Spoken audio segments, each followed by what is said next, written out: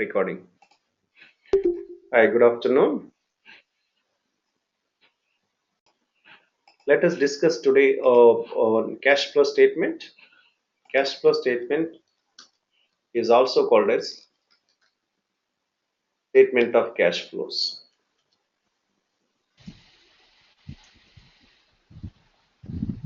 Statement of cash flows.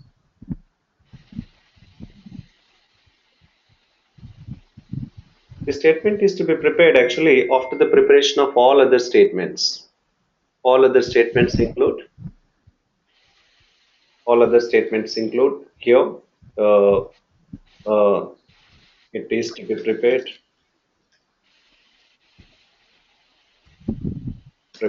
after the preparation of income statement, retained earnings statement, and statement of financial position.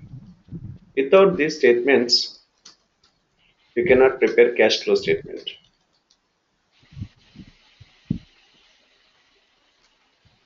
Okay. So first of all, to prepare cash flow statement, you must prepare these three statements because the outcome of those statements only will be used in the cash flow statement. Why do we prepare cash flow statement? Because because cash flow statement tells us that where did cash come from and where did cash go, whereas our income statement doesn't tell us, because the income statement is prepared based on accrual system. Accrual system means the incomes, whether you receive or not, for a particular year are recorded as incomes. At the same time, expenses which are shown in the income statement might have been already paid or still payable. That's called an accrual system. Accrual system doesn't consider whether the expenses are really paid or not. Expenses of that particular period are considered irrespective of the payment. The same way, incomes are considered in the income statement irrespective whether they received or not. So current year incomes minus current year expenses will give you net income. Current year incomes, whether received or not, current year expenses, whether paid or not, will give you income statement. That is the reason why your income statement outcome, that is net income, is different from your cash balance, because you consider lots of expenses in the income statement in which you will have some expenses paid in cash, some expenses not paid in cash. Say for example, depreciation. Depreciation, you show it's an expense, but in actual there is no payment. It is reducing your net profit, but there is no cash payment. Loss on sale of assets, discount on issue of shares, right? So likewise, you have lots of expenses and incomes on which you have not paid or not received, still consider in your income statement. Therefore, your cash balance will be different from the income which is showing in the income statement. So we need to prepare cash flow statement. Cash flow statement. Cash flow statement tells us where did cash come from and where did cash go. So you will have answers for these two questions, whereas you can't find these answers in the income statement. Using cash flow statement, you can find the answers for these two questions: where did cash come from and where did cash go. A cash flow statement can be prepared in two methods. One, direct method. Two, indirect method. For CMA syllabus, you should consider always indirect method. So please remember, in indirect method is tested in CMA examination, not direct method, but we'll learn both starting with indirect method. Okay, so let us prepare a cash flow statement using indirect method. When you prepare any statement, first of all you need to give the details of your company, etc. Company, my company limited, statement of cash flows,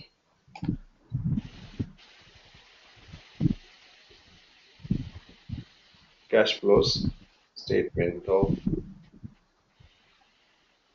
cash flows as on 31st December. So you will have three headings here. One, cash flows from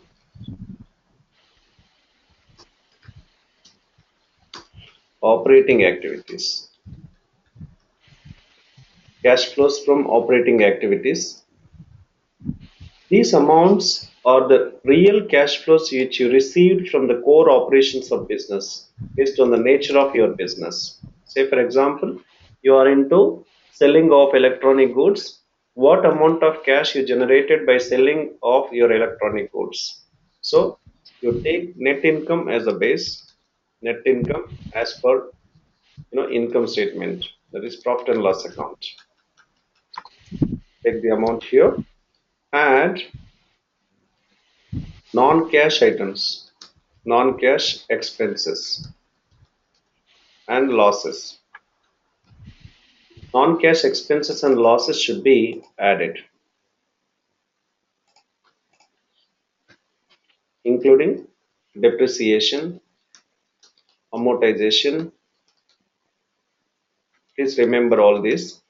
Amortization, okay. Loss on sale of assets, loss on sale of assets or investments. So these amounts are to be added here. Next, we will have discount on shares, bonds, written off. It should also be added. Next, interest expense should be added here. So these non-cash expenses, non-operating expenses are to be added back. This amount is to be added back, less non-cash, non-operating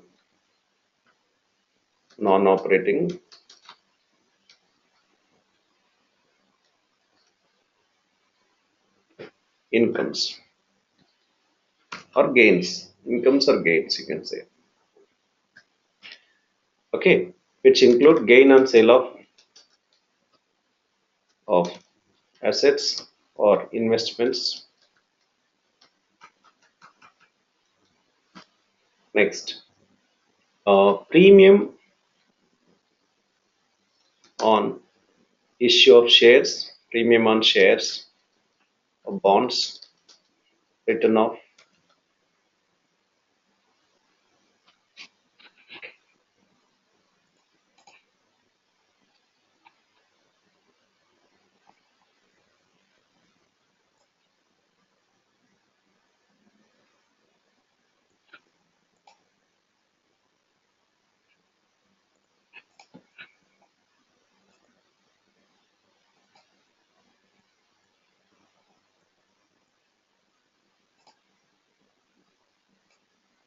Yeah. Next, any interest income should be deducted. Interest income should be deducted. So these amounts are to be deducted. Okay, I will write in brackets, means it's a minus item. All right, and you will have add items, decrease in current assets and increase in current liabilities. Please remember, increase in current liabilities should be added. Decrease in current assets, increase in current liabilities should be added. I'll explain you in detail. Less increase in current asset,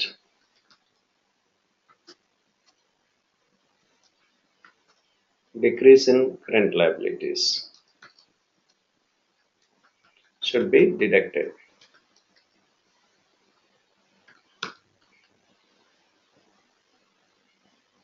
Clear? So here, as I added all these points, like these are all non-cash expenses which I debited to my income statement, which reduced my net income. So I'm adding them back. At the same time, we have considered all these amounts as a gains, but in actual there is no cash in. Therefore, because it increased my net income, I'm reducing it. Now, what are these two items? Decrease in current assets, increase in current liabilities, etc. For this, let me give you a T balance sheet here. T balance sheet. This is a balance sheet, asset side, and liabilities and equity. Now you have current assets, fixed assets. Here, liability side, you have current liabilities, long-term liabilities, shareholders' equity. This is the total. Okay. And here, this is the total. Here. When you say decrease in current assets, here decrease in current assets, say for example, accounts receivable. Accounts receivable at the beginning was 25,000, means our customer balances. Now it is 20,000. What happened? Today in the morning, 25,000 was a due from accounts receivable. Now in the evening, only 20,000 is a due, which means we collected $5,000. It's an inflow. We are adding inflows and deducting outflows. So this is an inflow, it should be added back. That is decrease in current assets. Decrease in current assets. As I told you, CMAIP is the acronym of current assets. So in all the current assets, whatever the current asset decreases, it should be added back because it is fetching you cash. It is bringing you cash. So this current assets and current liabilities should go to operating activity. I'm writing here for you that it goes to operating activity. OA, I will write OA. Means in the balance sheet, current assets and current liabilities are to be adjusted in operating activities. Okay, balance sheet items. Alright. And increase in current liabilities. For this, I'll give you one example. Say bank OD. Bank OD means we borrowed money short term from a bank. Bank OD. Now we are discussing about current liability. I had an overdraft of 12,000 with a bank. Now it is 20,000. Means I had like a month back, a quarter back, 6 months back, I had 12,000. But now it is 20,000. Means between this period I borrowed another $8,000 so that the bank overdraft has increased from 12,000 to 20,000. So there is a cash inflow of 8,000. That's the reason why my liability went up. Okay. So what you need to do is decrease in current assets should be added. Increase in current liabilities should also be added. Now let us concentrate on here. Increase in current assets, decrease in current liabilities should be deducted. Let me explain you why increase in current assets should be decreased. Say for example, current asset, inventory. Inventory, you have 12,000, now it is 20,000. Means you purchased an inventory of $8,000 and you paid cash. Inventory is a current asset which was 12,000. Now the inventory value is 20,000 with you. How it increased? Because you purchased. When you purchase inventory in stock items, you pay cash. So increase in current asset will decrease your cash balance. Therefore, it is an outflow. Outflow means cash goes out of your business. Decrease in current liabilities. Decrease in current liabilities means you have a short-term loan or accounts payable, your sundry creditors, accounts payable. 10,000 was the due in the beginning. Now it is only 7,000. You have to pay somebody 10,000. Now today it is only 7,000. Means you paid 3,000. There is an outflow of $3,000. So please remember, decrease in current assets should be added, increase in current liabilities should be added, increase in current assets and decrease in current liabilities should be deducted. And whenever you have a doubt, please check these examples once again. Okay, so add all these amounts combined here to add this item to get. So when you add these amounts to your net income on the top, this amount, you will get cash flows from operating activities. Okay, so cash flows from operating activities will get here. This is the amount. This is the amount you will get from operating activities. So in operating activities only, you have to be very careful because you have lots of items here. To add item section and to less item sections. Okay. Now let us discuss on the cash flows from investing activities. When you are discussing about cash flows from investing activities, please look at the asset side of your balance sheet. That is fixed asset side of your balance sheet. Now current assets and current liabilities we have already taken in. We have already taken in operating activities section. This is gone. Okay, now left with you is fixed assets on the asset side. This has to be considered in investing activities. So let me take you there. What all the items come under investing activities? So cash flows from investing activities.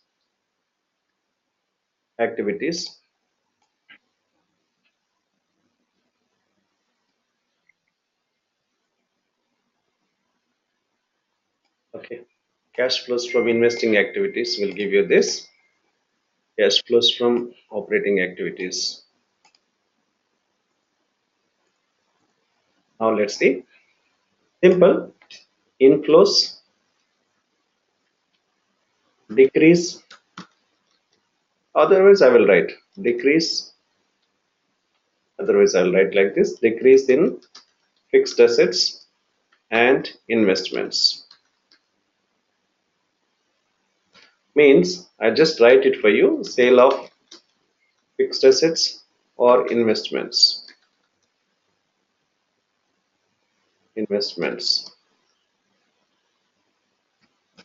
That is an inflow,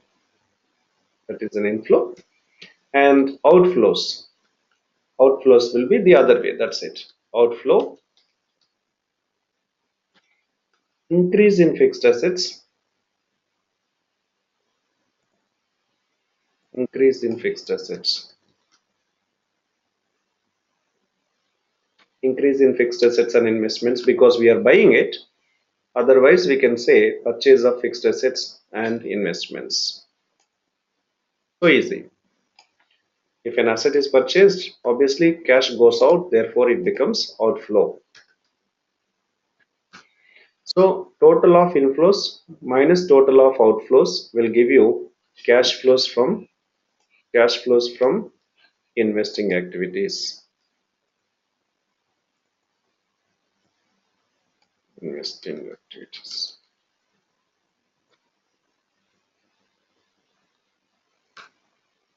Okay, this is A,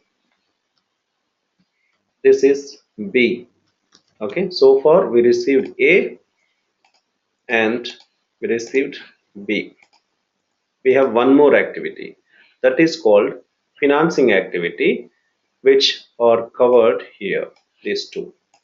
Okay, financing activity, these two will go into financing activity, FA. Financing activity, so simple. What you need to do is You have to find out the other areas, that is shareholders equity area. Okay, and long term debt as well. Financing activities.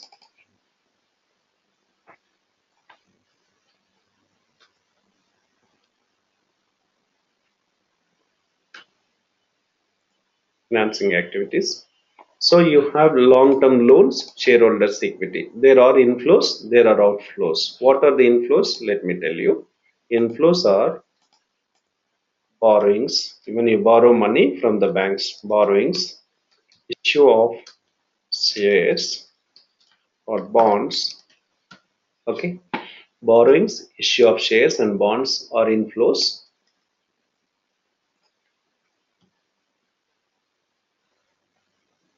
Then outflows will be when you borrow, you will repay the amount sometimes. Repayment of borrowings means when you borrow the loans in next year or 2 years, then you may repay them. Next, redemption of bonds, shares. When you repay your bonds, that will also take money out. Repayment of borrowings, redemption of bonds and shares. Then treasury stock. Remember, treasury stock. Treasury stock means our own shares we are buying back. So obviously cash goes out. So simple. You should just think that whether the cash is coming in or going out. Okay. And payment of dividend to our company shareholders. Okay. To shareholders. Our company is paying dividend to our company shareholders. That should also be deducted. So these two amounts are in and these four amounts are out. You may have less than this, but maximum points will be this much. So take this amount outside, you will get cash flows from financing activities.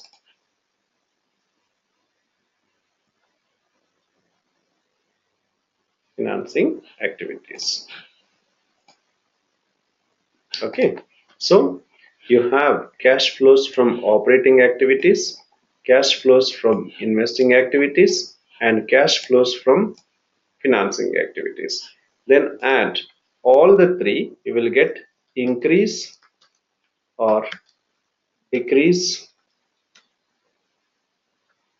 in cash during the year.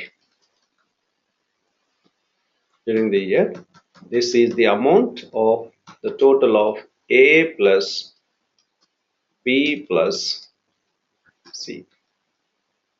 A plus B plus C. So you have increase or decrease in cash flow during the year. The total of all the three headings A, B and C. A plus B plus C. Okay. Then add your opening balance of cash, beginning balance of cash and bank. You will get ending balance. Ending balance.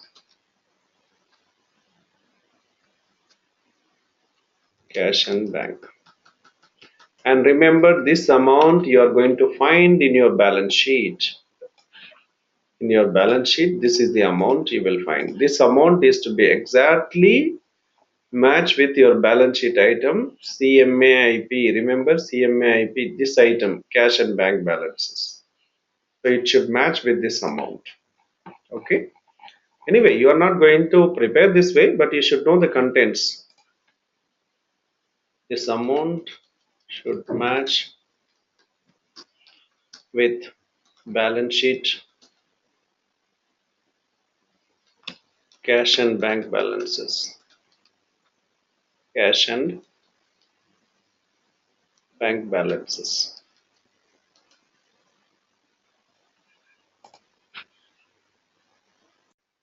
While preparing the cash flow statement, you will have some non-cash transactions which need to be presented underneath the cash flow statement but not in the body of the cash flow statement. The examples are some non-cash transactions, transactions like purchase of buildings, buildings by giving, by issuing, I'll write, by issuing the company shares, our company shares. Okay, purchase of land with a mortgage loan,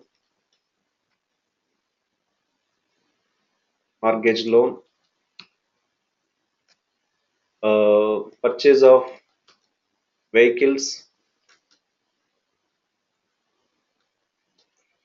with a mortgage loan,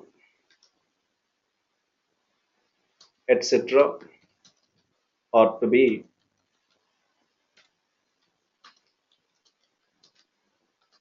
shown under cash flow statement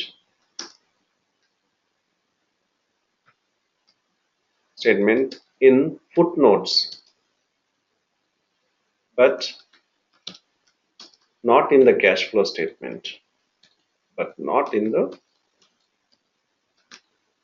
cash flow statement. Very important point, please remember. So any non-cash transactions take place, like you are buying the buildings, but the owner of the building, we are giving our company shares. You are purchasing a land, but landowner, your landowner is getting the loan amount from the bank. Bank is directly paying to the landlord, but not to us. Our liability will increase, our asset will also increase with no cash inflow, no cash outflow. Of course, our loan amount will be paid later. When you pay loan amount from next year onwards, you will have repayment of borrowings. That is there. But now, when this transaction takes place on that day, you will not have any cash ins, cash outs. That's the reason why, please, all these transactions are to be recorded underneath the income statement or cash flow statement, but not anywhere in the body of the cash flow statement. Remember, they are not to be taken any place in the cash flow statement under any section. We have three sections: operating activities section, investing section, and financing activities section. So nowhere they are to be recorded. They are to be recorded only in the notes. Please take it a very important point. Yeah, while preparing cash flow statement, you prepare cash flows using cash flows from operating activities, cash flows from investing activities, and cash flows from financing activities. But some activities which will increase your assets and liabilities with no cash inflows and no cash outflows, therefore, they are to be mentioned only in notes, but nowhere else in the body of the cash flow statement. Thank you.